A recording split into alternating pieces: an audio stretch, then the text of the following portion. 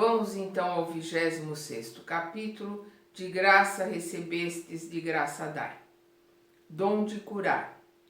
Curai os doentes, ressuscitai os mortos, purificai os leprosos, expulsai os demônios. De graça recebestes, de graça dai. Mateus, capítulo 10, versículo 8. Nós vemos no capítulo 10 de Mateus, em todos os capítulos, Jesus colocando para os discípulos, para eles irem pregar, para eles irem colocar as lições que ele havia passado a eles, para que eles fossem passar para os outros essas lições. Então ele coloca, curai os doentes, né? Ele está dando a eles condições através da mediunidade, através do intercâmbio com o mundo espiritual, para que eles pudessem curar. Ressuscitai os mortos. Jesus jamais foi contra qualquer lei natural, qualquer lei de Deus. O que ele fez com Lázaro foi porque Lázaro, na realidade, estava no estado de catalepsia. Ele não havia sido retirado o cordão de prata, porque Jesus não quebra nenhuma lei de Deus. Ele mesmo colocou, não vim quebrar a lei, mas eu vim cumpri-la. Então Jesus, ele manipula todas as leis naturais, porque é um espírito crístico, um espírito elevado.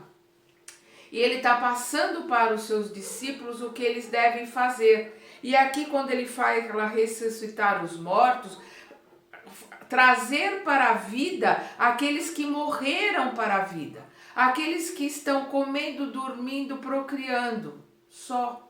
Não estão estudando, não estão aprendendo, não estão se modificando, eles estão mortos. Por isso que ele fala, deixai os mortos enterrar os seus mortos, porque aqueles que não estão vivos para Deus, aprendendo, melhorando, se modificando, estão mortos. E a esses mortos que Jesus manda os seus discípulos, para que ele os ensine, para que ele os traga para a vida, para a verdadeira vida, que é a vida com Deus, dentro dos ensinamentos de Deus. Purificai os leprosos, né? Eles tinham condições de curar. E vamos lembrar que naquela época de Jesus, qualquer doença de pele era chamada de lepra. Eles não conheciam, a medicina não tinha como colocar a diferença de uma doença para outra. Mas os discípulos tinham condições de modificar celularmente aqueles que tivessem merecimento para poder curá-los. E expulsai os demônios, ou seja, retirai, afastai os obsessores. Esclarecei, fazei com que aqueles espíritos que estavam sendo obsediados se modifiquem, auxiliem também os obsessores para que eles busquem uma nova vida e tudo será renovado. Vamos lembrar que demônio, nós vamos ver em alguns livros, inclusive na tradução, que está na Bíblia traduzida, no Evangelho traduzido pelo Haroldo, os daimons, né, que é gênios, né, são gênios, não é o sentido de demônio que nós temos hoje. Vamos lembrar que Sócrates conversava com os seus daimons, com os seus gênios, quer dizer, ele era um médium e ele conversava com os espíritos. O que ele está falando aqui, afastai os obsessores. Perdão, de graça recebestes, de graça dai. O médium é só o intermediário, ele é o telefone. Quem realiza o trabalho é o plano espiritual. Então ninguém pode cobrar por aquilo que ele não faz, que não é dele, é do plano espiritual. É isso que Jesus está colocando. Perdão. Vamos ver aqui Kardec. De graça recebestes, de graça dai. Disse Jesus a seus discípulos. De graça dai, né? Eu pus um S a mais, desculpa. Com esse preceito prescreve que não se cobre por algo que não se pagou. Ora, o que eles haviam recebido gratuitamente era a faculdade de curar os doentes e de expulsar os demônios, isto é, os maus espíritos, os obsessores. Esse dom lhes tinha sido dado gratuitamente por Deus para o alívio dos que sofrem e para ajudar na propagação da fé. E Jesus lhes diz para não fazerem tráfico dele, nem objeto de especulação, nem de meio de vida. Não se cobra por aquilo que não é seu. Você só pode cobrar por aquilo que é seu e que você dá e retira a hora que você quiser. A mediunidade não. A mediunidade é uma forma de comunicação que nós, alguns, eu não sou médium ostensiva, somos todos médiums, mas o médium ostensivo pede para ter, para poder realizar um trabalho perante os seus semelhantes, para poder servir mais e melhor e com isso pagar suas dívidas de uma forma mais rápida.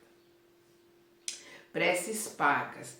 Vamos lembrar que na época de Jesus havia o hábito de se cobrar. Então, os fariseus faziam preces por aqueles que haviam morrido. Por isso que Jesus fala em relação às viúvas. As viúvas gastavam o dinheiro delas pagando para os fariseus fazerem preces por aqueles, pelo marido, pelos filhos, por aqueles da família que haviam morrido. Então, Jesus está aqui condenando esse mercantilismo que, infelizmente, muitas religiões não pararam para entender e não pararam para ler, que continuaram com o mercantilismo até pouco tempo atrás. E até hoje, algumas religiões cobram para realizar extrema-unção ou cobram para realizar missas, para aqueles que desencarnaram. Então, nós vamos ver Jesus condenando isso, que não se faz prece paga. Muito pelo contrário, a obrigação dos discípulos, a obrigação de todos nós que temos um pouco de conhecimento é ensinar e ajudar as pessoas a orarem, a aprenderem a se comunicar diretamente com Deus. Então, preces pagas. Em seguida, dirigiu-se a seus discípulos na presença de todo o povo que o escutava.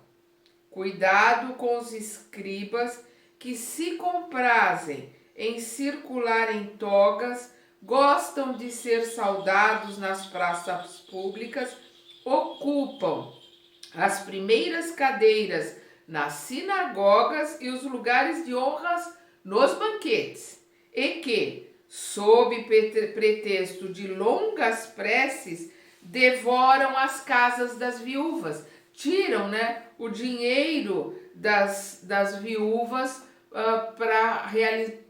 por cobrarem pelas preces que fazem. Essas pessoas terão uma condenação mais rigorosa. Lucas capítulo 20, versículo de 45 a 47, vamos ver a mesma colocação em Marcos capítulo 12, versículo 38 a 40 e em Mateus capítulo 23, versículo 14. O Kardec esclarece aqui. Jesus também disse: não cobreis vossas preces, não façais como os escribas, que sob pretexto de longas preces devoram as casas das viúvas, isto é, apropriam-se de fortunas. Então os escribas, trabalhavam para os fariseus, eles eram os que escreviam as sentenças, escreviam as coisas que precisariam ser feitas, eles cobravam para fazerem, e quanto mais longa a prece, mais caro eles cobravam. A prece é um ato de caridade, um impulso do coração. Cobrar a prece que se dirige a Deus em favor de outro é transformar-se em intermediário assalariado. Assim, a prece passa a ser uma fórmula, cujo preço é proporcional ao seu tamanho. Não tem o menor sentido. A prece é a comunicação que nós temos, é o caminho que nós temos direto para com Deus, é o nosso caminho. Nós não podemos, a gente pode até pedir para alguém ser intercessor, fazer uma prece a Deus por nós ou por alguém que a gente quer, mas ele está sendo intercessor. A comunicação é de quem está fazendo a prece, de quem está orando com os espíritos superiores, trabalhadores do Mestre, trabalhadores de Deus. Ora, de duas uma, ou Deus mede ou não mede suas graças pelo número de palavras. Se muitas se fazem necessária, por que dizer pouco ou nada por quem não pode pagar? É um absurdo, né? É um absurdo. E as pessoas não prestavam atenção no absurdo que é pagar para que um terceiro ore por você ou por alguém que você ama. Isto é falta de caridade. Se uma só é suficiente, o excesso é inútil, então por que cobrá-lo? Isto é prevaricação. Deus não vende os benefícios que concede. Então, por que aquele que nem ao menos o distribui, que não pode garantir sua obtenção, cobraria um pedido que talvez não tenha resultado? Deus não pode subordinar um ato de clemência, de bondade ou de justiça que se solicita de sua misericórdia a uma soma em dinheiro. De outro modo, aconteceria que se a soma não fosse paga ou se fosse razão, o bom senso e a lógica dizem que Deus... Desculpa, eu pulei uma linha. De outro modo, aconteceria que se a soma não fosse paga ou se fosse insuficiente, a justiça, a bondade e a clemência de Deus estariam suspensas. A razão, o bom senso e a lógica dizem que Deus, a perfeição absoluta, não pode delegar a criaturas imperfeitas o direito de pôr preço em sua justiça. Não precisa nem comentar, né? A justiça de Deus é como o sol. Existe para todos, tanto para o pobre como para o rico. Se se considera imoral traficar as graças de um soberano da terra, seria lícito vender as do soberano do universo. As preces pagas têm ainda outro inconveniente. Quem a compra, na maioria das vezes, crê estar dispensado de orar, pois pensa estar quite ao dar seu dinheiro. Sabe-se que os espíritos se comovem com o fervor do pensamento daquele que se interessa por eles. Aquele que desencarnou, ele se comove com a oração daquele parente, daquele amigo, daquela pessoa que está orando por ele, pedindo a Deus que o acolha.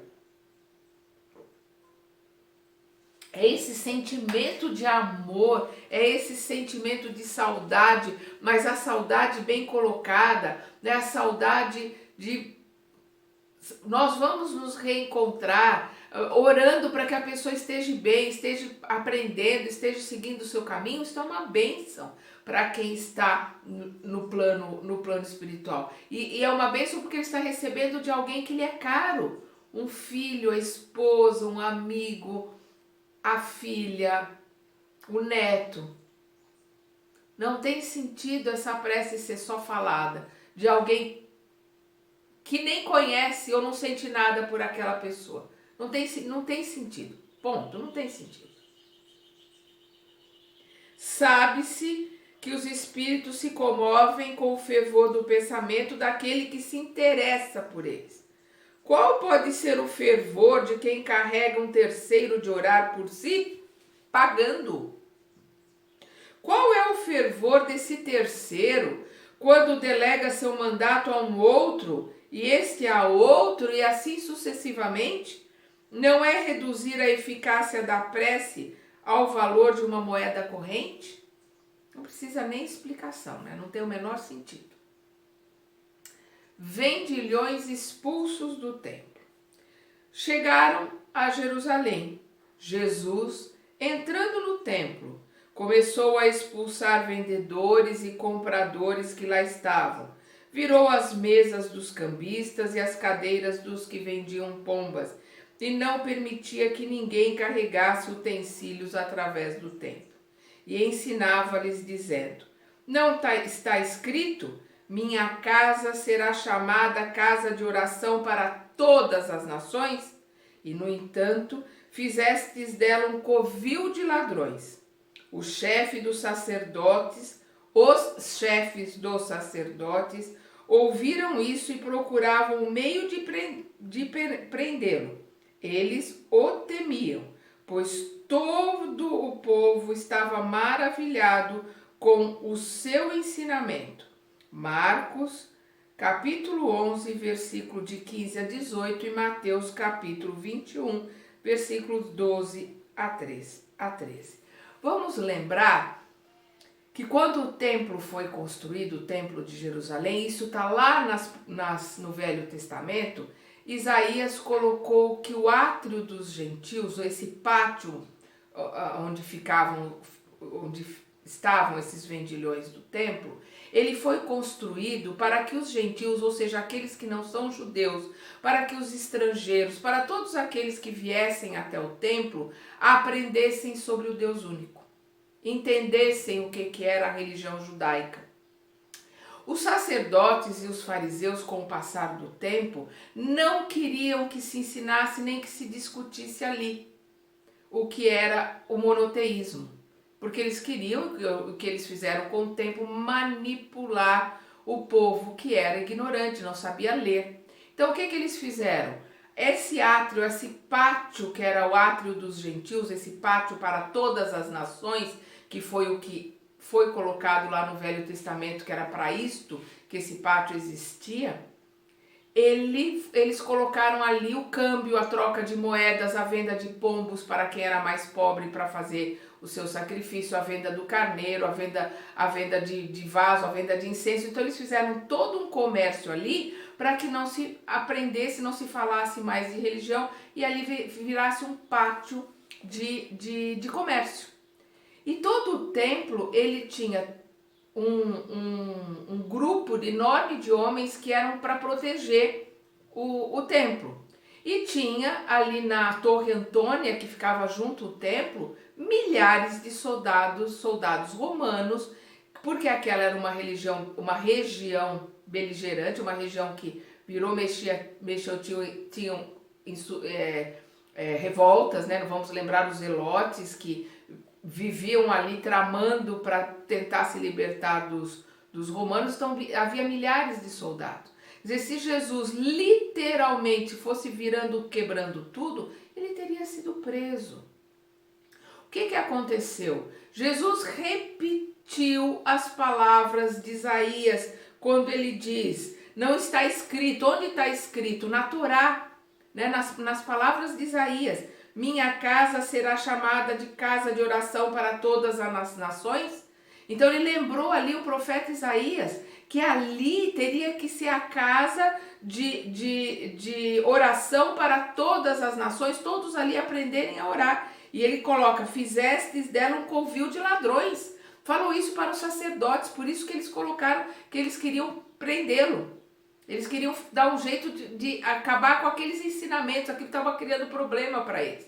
Então, essa colocação de que ele revirou tudo, isso é uma figura de linguagem, uma forma judaica, porque os judeus colocam isso todas as histórias, eles para reafirmarem aquela história, eles colocam, né? Se prendeu e se jogou no fogo. A pessoa não se jogou no fogo, é uma forma de colocar. Então, para dar ênfase naquilo que Jesus colocou e que os sacerdotes sentiram a capuça entrar até no meio do peito, porque ele lembrou a Torá, lembrou as palavras do profeta Isaías, que aquilo foi feito para se ensinar sobre o Deus único. E eles tinham feito um covil de ladrões ali, para vender, para fazer coisas. Então, as palavras de Jesus é que reviraram os sacerdotes por dentro, mexeram com os fariseus e com os sacerdotes. Não foi ele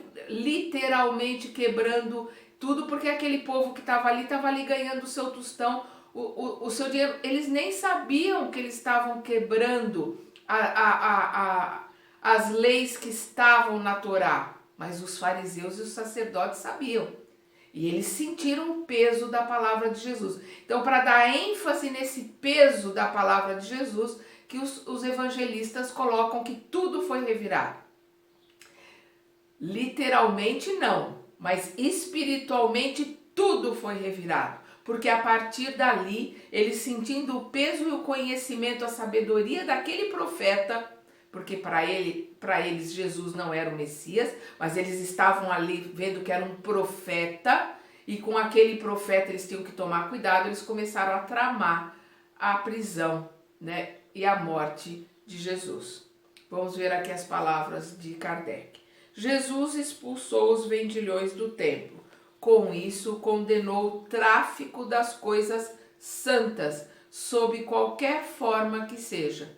Deus não vende sua bênção nem seu perdão, nem a entrada no reino dos céus. Portanto, o homem não tem o direito de cobrá-los. Não se pode cobrar por nada que seja caminho, ensinamento para o religare, né? A religião que é o religare com o Pai. Jesus nunca esperou nenhum obrigado de ninguém. Ele pura e simplesmente colocava os ensinamentos, curava aqueles que tinham merecimento para isso, porque aqueles que não tinham, nem sentiam quem era Jesus, nem percebiam, nem sentiam as energias. Aqueles que tinham condições, vamos lembrar o cego, ele sabia, ele sentia a vibração de Jesus. Ele não podia ver, mas ele sentia a vibração de Jesus. Ele falava, filho de Davi, filho de Davi. A mulher que sangrava se arrastou até Jesus, porque ela sabia, ela sentia a vibração e ela sabia que bastava tocar nas vestes de Jesus que elas se curariam. Então aqueles que já estavam modificados por dentro, tinham merecimento, eram curados. E é isto que ele estava colocando, que os seus discípulos teriam que ensinar, que teriam que propagar e jamais poderiam cobrar por nada que não era deles, porque o que eles faziam vinha do Pai. E hoje nós sabemos que o que eles faziam era pôr em prática a mediunidade ostensiva que cada um deles tinha. E é o plano espiritual que agia através deles, trabalhadores do Pai. Não muda nada, mas hoje nós sabemos o processo. Naquela época eles não tinham como entender qual era o processo. Hoje, com os ensinamentos que Kardec nos trouxe, que Chico nos trouxe, que o Divaldo nos traz ainda, e muitos outros, nós entendemos como é o processo. Vamos continuar aqui, mediunidade gratuita. Os médiuns modernos, pois os apóstolos também tinham a mediunidade, também receberam de Deus um dom gratuito de serem os intérpretes dos espíritos para a instrução dos homens, para mostrar-lhes a estrada do bem e conduzi-los à fé, e não para vender-lhes palavras que não lhes pertencem, porque não são produto de sua concepção, nem de suas pesquisas, nem do seu trabalho individual. Deus quer que a luz alcance todos, não quer que o mais pobre fique deserdado dela e possa dizer, não tenho fé porque não a pude pagar. Não tive a consolação de receber os encorajamentos e os testemunhos de afeto daqueles que choram porque sou pobre. Eis porque a mediunidade não é um privilégio e se encontra em toda parte. Portanto, cobrar por ela seria desviá-la de sua finalidade providencial. Porque a mediunidade todos temos. A mediunidade ostensiva é uma forma de servir, de se trabalhar para Deus, ajudando o próximo para poder se pagar mais rápido os seus débitos. E se é trabalhar para Deus, sendo o veículo, né, sendo, como dizia o Chico, o telefone, telefone toca do plano espiritual para cá e o médium é só o veículo por onde a energia passa, não pode, não deve, em hipótese alguma, cobrar por qualquer coisa que esteja fazendo, porque não é ele que faz. E nós sabemos que aqueles que cobram trabalham para os nossos irmãozinhos menos esclarecidos, aqueles que desconhecem o bem, infelizmente. Todo aquele que conhece, perdão, todo aquele que conhece as condições nas quais os bons espíritos se comunicam e a repulsa deles por tudo que é interesse egoísta e que sabe quão pouco é preciso para afastá-los, esse nunca poderá admitir que espíritos superiores estejam à disposição do primeiro que os convoque, a tanto por sessão. Então, aqueles que conhecem e que sabem que os espíritos superiores jamais se aproximariam de alguém que quisesse cobrar por algum trabalho, porque isso é falta de caridade. Então, o espírito elevado jamais vai trabalhar junto ou estar perto de alguém que não tenha caridade, que não tenha amor, que não saiba ser benevolente. Por isso que Jesus coloca: pelos frutos conhecereis a árvore. Então, pelos frutos, como o médium vive, como ele fala, como ele trata sua família, seus filhos, seus funcionários, seus amigos no trabalho, como ele leva a sua vida, que ele vai saber se ele é um médium que está trabalhando com espíritos mais elevados ou se ele está trabalhando com os nossos irmãozinhos instigantes. É simples assim.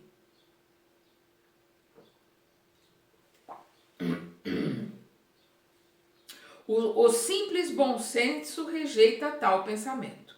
Quer dizer, o bom senso rejeita o pensamento. Nenhum espírito elevado vai chegar perto de alguém que não tem caridade e que cobre para fazer qualquer coisa de bom para alguém. Também não seria uma profanação evocar por dinheiro os seres que respeitamos ou que nos são caros? Mas sem dúvida também é possível haver manifestações desse tipo. No entanto, quem poderia garantir sua sinceridade? Os espíritos levianos, mentirosos, travessos e toda a multidão de espíritos inferiores, muito pouco escrupulosos, sempre vêm e sempre estão prontos a responder ao que se lhes pede, sem preocupação com a verdade. Não, os nossos irmãozinhos trevosos, eles não têm preocupação com a verdade, eles vão estar sempre ali prontos para dizer o que as pessoas querem escutar, por uma boa soma de dinheiro. Aquele, pois, uma boa soma de dinheiro para o médium, ao qual, por esse médium estar ganhando dinheiro com eles vão escravizar. Não existe almoço grátis, em lugar nenhum. Aquele, pois, que quer comunicações sérias, deve primeiro pedi-las com seriedade e depois instruir-se sobre a natureza das simpatias do médium com os seres do mundo espiritual. Instruir-se, saber como funciona a comunicação, como funciona por sintonia, por vibração. Ora, a primeira condição para se obter a benevolência dos bons espíritos é a humildade, o devotamento, a abnegação, o mais absoluto desinteresse moral e material. Ao lado da questão moral, apresenta-se uma consideração efetiva, não menos importante, que se atém à própria natureza dessa faculdade. A mediunidade séria não pode ser e nunca será uma profissão.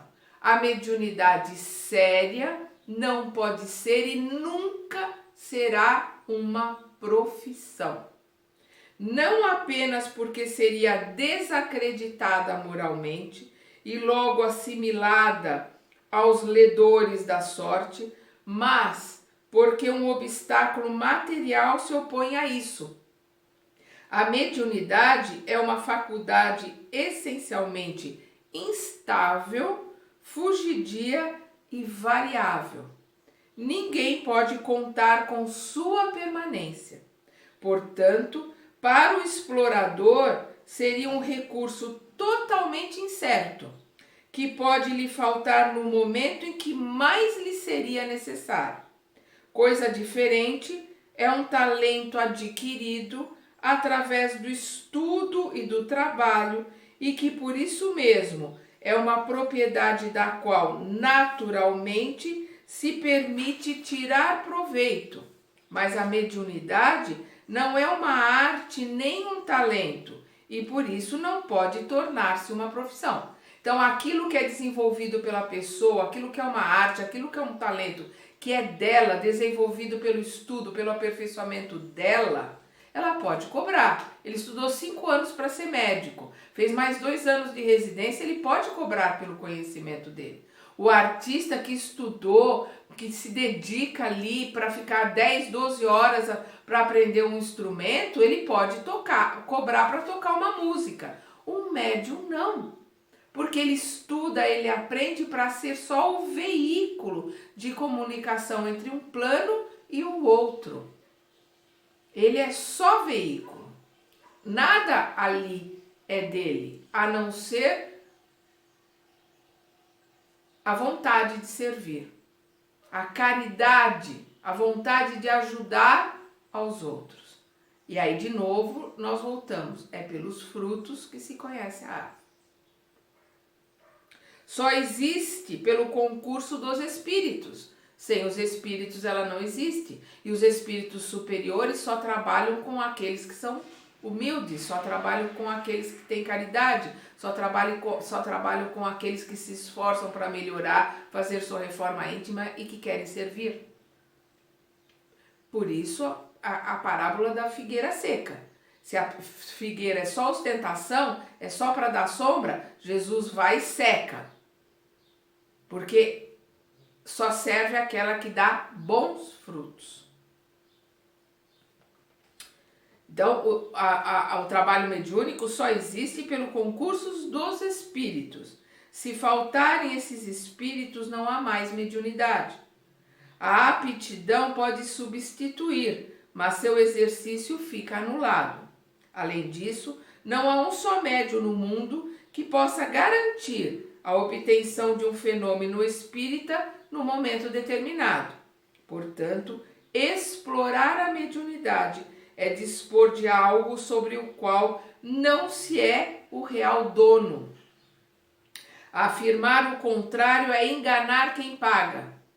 Afirmar o contrário é enganar quem paga. E mais, não é nem de si mesmo que se dispõe, é dos espíritos, das almas dos mortos, em cujo concurso se põe um preço. Esse pensamento repugna instintivamente. É esse tráfico degenerado pelo abuso, explorado pelo charlatanismo, pela ignorância, pela credulidade, pela superstição que motivou a proibição de Moisés. Vamos lembrar lá, quando eles estavam saindo do Egito, né? Moisés proibiu que se conversassem com os mortos. Por quê? Porque os médiuns cobravam para dizer aquilo que as pessoas queriam ouvir. E o que elas queriam ouvir? Eu quero voltar para casa, lá tinha comida, não me importo de ser escravo. Eu quero voltar para casa. Então, para acabar com aquela rebelião que estava acontecendo ali, onde os charlatões se diziam estar ali falando em nome dos mortos e que os mortos têm sabedoria, e ali era uma forma deles ganharem dinheiro dizendo aquilo que aqueles queriam ouvir. Então Moisés proibiu, não era permitido conversar com os mortos. O espiritismo moderno, compreendendo o lado sério da coisa, devido ao descrédito que se lança sobre essa exploração, elevou a mediunidade à categoria de missão. O verdadeiro médium, aquele que trabalha com os espíritos superiores, é um missionário. ver o livro dos médiuns, segunda parte, capítulo 18, ver o céu e o inferno, primeira parte, capítulo 11, livros do Kardec. Vamos ver que aqueles que realmente trabalham com espíritos elevadíssimos não têm vida, dedicam a sua vida ao trabalho, à missão. Temos aí Chico Xavier, temos aí Divaldo Franco, tem outros médiuns que abdicaram da própria vida para poderem se dedicar à missão de serem médiuns e trabalharem junto ao plano espiritual superior. Porque aqueles que se dizem trabalhar para o plano superior, mas estão juntando dinheiro, estão montando pousadas, estão comprando fazendas, estão fazendo isso, estão fazendo aquilo, eles não estão trabalhando com o plano superior, estão trabalhando com os nossos irmãozinhos trevosos. E energia é energia. Eles vão curar, mas a que preço? A que pacto? De que forma?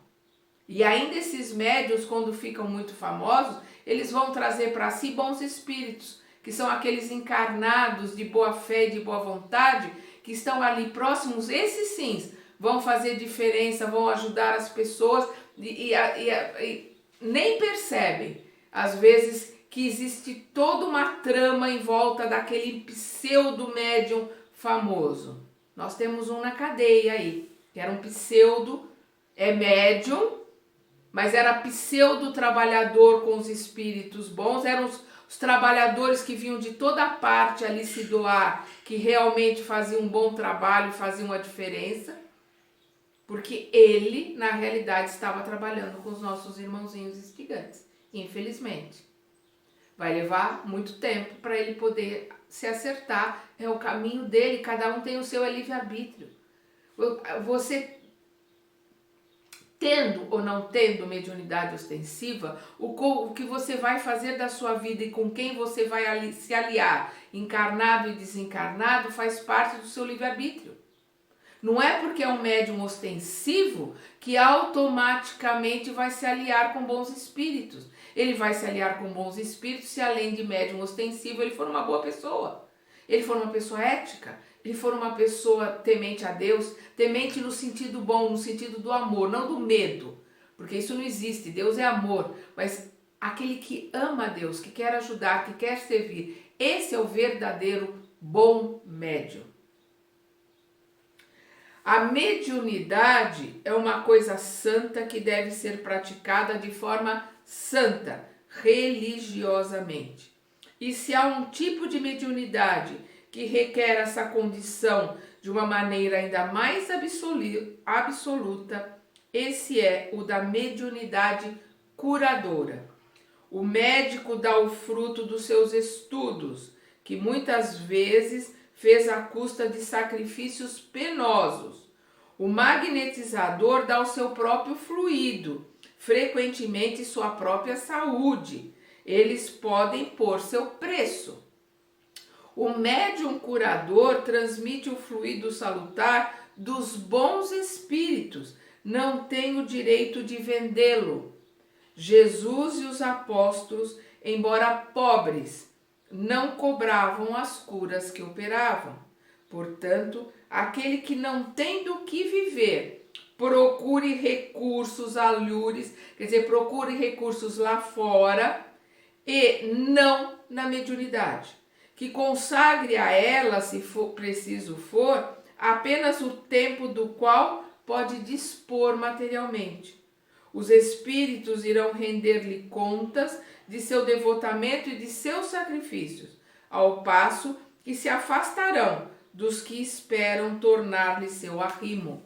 Os bons espíritos vão se afastar daqueles que querem tirar proveito da sua mediunidade, que às vezes não é o dinheiro. O que a pessoa quer é a fama, o que a pessoa quer é ganhar prestígio. O que a pessoa quer, ela não cobra o dinheiro, mas ela ganha de outras formas. Ela faz barganha com Deus. Ela faz barganha com as pessoas. E Deus não faz barganha. Deus não tem balcão de delivery. Deus é amor. nós entramos em contato com ele e nós trocamos energias boas, nós trocamos com ele amor. Aquelas pessoas que ainda estão com a mentalidade na Idade Média, que fazem barganha com Deus, não sabem, não entendem o que estão fazendo. Ah, se Deus me der a cura, eu vou andar de joelhos até lá. Deus não quer que ninguém esfolhe os joelhos. Deus quer que as pessoas entendam que Ele é amor, aprendam, cresçam, melhorem, se modifiquem, entendam que a doença é uma forma de falar acorda. Olha o que você está fazendo com a tua vida, olha o que você está fazendo com o teu tempo, com o teu trabalho. Ou então a doença é uma forma de purificar o espírito. O conhecimento vai trazer a verdadeira cura, porque se cura pelo espírito. E às vezes a doença é a forma de curar o espírito. Por quê? Porque a hora que a doença aparece na carne, aparece no encarnado, é porque o perispírito está sendo limpo e aquilo está, a carne é o mata-borrão do espírito, aquilo está ali na carne se purificando, se limpando, saindo do perispírito. Então aquela alma encarnada, aquele espírito, a hora que desencarnar, o corpo puxou todas aquelas manchas que estavam no perispírito, o corpo sofreu, o corpo desencarnou por causa de um câncer ou por causa de uma doença degenerativa, mas o perispírito está limpo. Ele sai da encarnação como vencedor. Aquela doença foi a forma dele se limpar naquela encarnação. Por isso o estudo, por isso o conhecimento, por isso a busca da verdade. Busqueis a verdade vos libertará. São as palavras de Jesus. Por isso que a gente tem que aprender, tem que estudar para entender o processo, como as coisas funcionam, como Deus age, ajudando o homem através do homem. É isso que nós precisamos entender. Vamos continuar estudando e aprendendo no próximo capítulo.